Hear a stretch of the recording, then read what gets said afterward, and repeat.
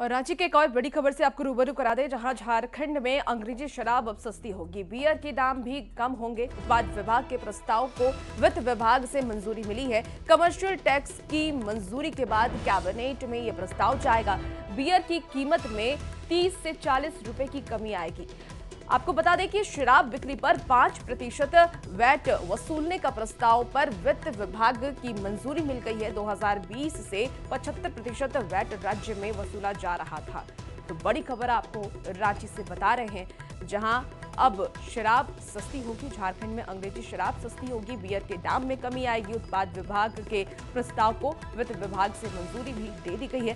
Commercial tax की मंजूरी के बाद कैबिनेट में ये प्रस्ताव जाएगा और जो जानकारी सामने आ रही है कि बियर की कीमत में 30 से 40 रुपए की कमी आएगी और शराब बिक्री पर 5% वैट वसूलने के प्रस्ताव पर वित्त विभाग की मंजूरी।